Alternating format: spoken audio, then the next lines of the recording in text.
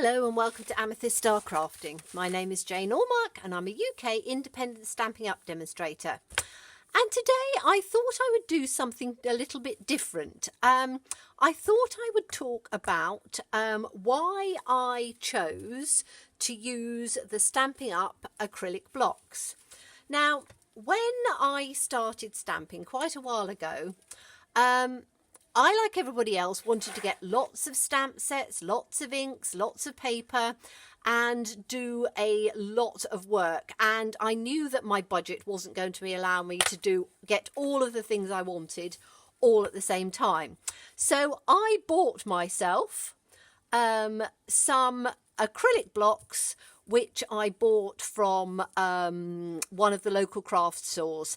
And they are small and as I say, acrylic, and I thought that they were absolutely brilliant. I bought them in, I had 4 different sizes, and I thought they'd be perfect for absolutely everything I used. They were something that I used to get a lot of halos, a lot of blobs, a lot of things like that on them, but I didn't really know any better. I joined Stampin' Up, and again I was still using these for quite a while because again I didn't know anything different. I thought all acrylic blocks are exactly the same. Why do I need to invest in the Stampin' Up ones?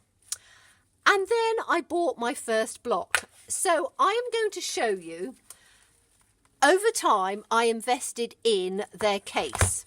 So the case comes with all of your blocks stored inside, and it has a nice little foam piece on there to make sure that everything doesn't get scratched, and you've got everything from your tiny little A block, which is perfect for stamping little tiny images, right the way up to a large block which you can take all of your background stamps and things as well. So I wanted to get them out to just show you why I believe that they are so much better than any of the other acrylic blocks on the market. And I've seen a lot of people on YouTube using different blocks, and I thought, do they not know about the Stampin' Up blocks, or have they not actually tried them to see just how good they are? So I'm going to get one out which is, let's find one which is, they don't have one which is the same sort of size as this one. So let me just get, that's probably about the nearest that we're going to get. So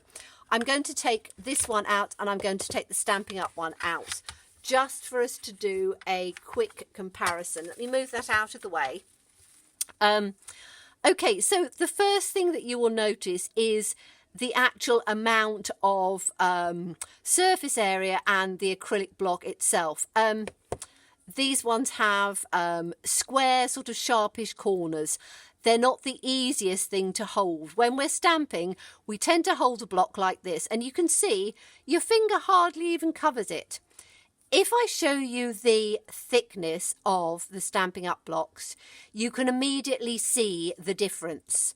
Now on these, I'm just going to move this out of the way so you can actually see it a little clearer. Okay, so you can see the thickness of them.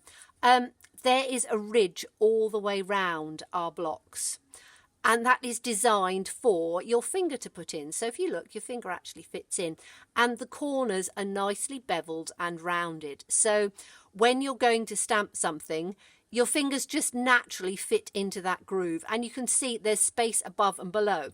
If I go to the other one and put my thumb across to see, you can actually see that it hardly covers it. So the chances of you being able to get your thumb or your finger in the way and get that over the block, get a rock thing so you're not actually getting it straight. The Stampin' Up block's very different. So I thought as a review, I would show you, which is why I got this out, just a piece of scrap paper, and we'll look at something like, this is Peaceful Noel, and there are some 2-step stamping in there, and that's what I wanted to show you. So let's just out of an example. I'm going to do them on both so you can see the difference. So let's try on the other acrylic block. As I say, they're very, you can get them in most of the craft stores, so they're the ones that are available most of the time. And I'm going to do it in, it's a leaf, so let me do it in Tranquil Tide. Okay, let's move those just out of the way. So we're going to stamp it in this block. So just inking it up, you can see that my fingers, I'm having to be very careful not to get my fingers actually into the ink. And then we'll stamp down on here. And again, it's not as nice. It really isn't as nice to get it. And you can see you get quite a bit of a sort of a rock on it. Yes, it does stamp out reasonably well. But let me just clean this off. Again, my fingers are touching the mat. They're touching absolutely everything. So you can see I've just got some ink from my stamping scrub on it. Let me move it over to, and I'm using a larger size block than I would, but let's move it over onto this one. So stamping up again, you can see my fingers don't touch at all. So stamp it up, and again I'm going to put it at the same sort of angle, press it down. You can see again my fingers are nowhere near the paper. They're just neatly across on this sort of ridged area around the side, or the groove, and again it's a good image. So the difference between the two images is not huge, but the way you actually hold the stamp really makes a big difference. So let's go on to do the inside. So let me just get this, because it's a two-step stamping, and that's as stamps have evolved,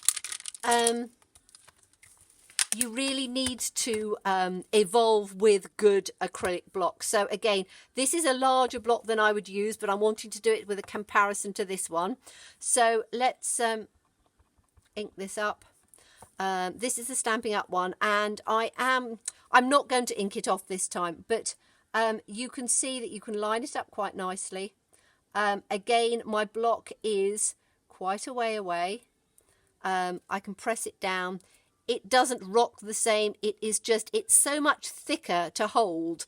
As I turn around to say, although it's acrylic, it almost gives you like a cushion to go down. And then you can put it back on there. So I haven't lined it up perfectly, but that's because I'm doing it on an angle. So let's go back to this other type of block, put it on, and again, try and ink it up without getting my fingers in the way, which, as I say, is very difficult because your fingers almost touch the side. And again, let's try and line this up and put that down on there and press it. Again, it rocks a lot more than this block. You can see it's very easy to sort of rock it on there.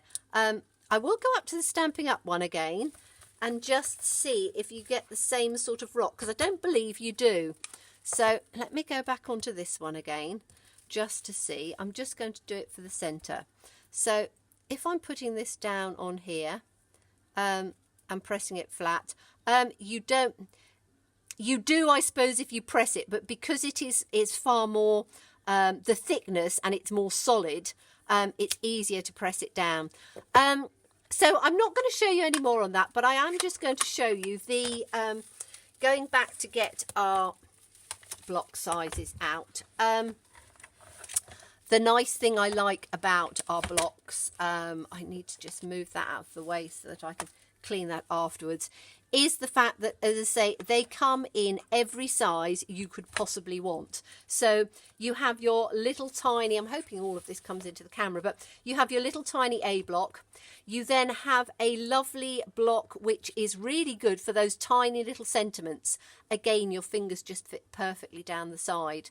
You then have 3 good sizes that go up from this one to this one to this one. A rectangular block. Quite often you will have something which is longer. Let me just get this out. So you've got a longer image that you want to put on. You don't want to put it onto a block where it hangs out of the edge. You don't want to put it on a large block. These are designed perfectly for our stamps. And when you look through, as I say, it goes right the way up to this great huge block. This one is fantastic for putting your backgrounds on. It's also really good if you are working with a lot of colours and you want a palette, because again, it works perfectly. The nice thing about all of our blocks, I need to put that back in. I'm just going to go and grab our catalogue just for a second. So let me, in fact, let me get the autumn winter one, which I've got. I've just had our 24-hour sale, so I had the details about that. Let me go through and we'll just go into the one that we had here, which is Peaceful Noel. So let me see if I can find Peaceful Noel in here quickly. Is it down on here? No, it's not. That's First Frost. Peaceful Noel. I should have marked the page, shouldn't I? But there's so many lovely things here. No, that's Feathers and Frost. Peaceful Noel. Okay, right. And if you look inside your catalogue, let me fold this across so we can see it easier. It will actually turn around and tell you suggested clear blocks, A, B and C. So let's have a look at those. We need A, B and C. So this is our little A block. Now let me see what this is. This a B block? Says me, I don't know all the sizes of our blocks. Yeah, that's a B block. So A, B. And C is probably this one. Let me just have a quick look. That's our C block. So we've taken out the 3 blocks that we need. And if we then go back to the stamp set, so this is the Peaceful Noel, you will see that all of our stamps, let me put this one back where it was, and I'm just going to get them out in the case so you can actually see. All of our blocks, or all of our stamps will fit onto these blocks. So we've got, let's have a look at the largest stamp. The Fill the Season with Happiness fits perfectly on this block. The Noel fits perfectly on that block. The little tiny ones, you can fit your tiny little holly leaves. You can fit that tiny little sentiment on there. You can fit this one on there, or you can move it up to the next block. They are designed for our stamps, and it's really lovely that you don't have to guess which blocks you need. All of your blocks are labelled, and every single page in your catalogue will turn around and tell you exactly which block to use. So I just wanted to come on and talk to you about this, because I do meet with people who have been crafting a very long time, and they all swear by the blocks that they use because they're used to them and they're familiar with them. When I introduce them to the Stampin' Up blocks, and I show them the actual thickness of the things, and I then compare them with their own blocks, and these are rectangular ones, there's circular ones on the market, and just look at the size and the quality. For me, there is no comparison, and once somebody has tried one of these blocks, they won't go back. I have yet to have a customer or one of my friends who's been stamping for a while who hasn't, once they've tried one of these blocks, will not use anything else. And I'm one of those people as well. When I started, I didn't know any different. I thought all blocks were exactly the same. And I wanted to come on here to be able to say to you that no, they're not. And rather than wasting your time in buying these sorts of inferior type acrylic blocks, invest in your stamping blocks. So thank you so much for watching me today, and do look forward to seeing you again. Bye-bye.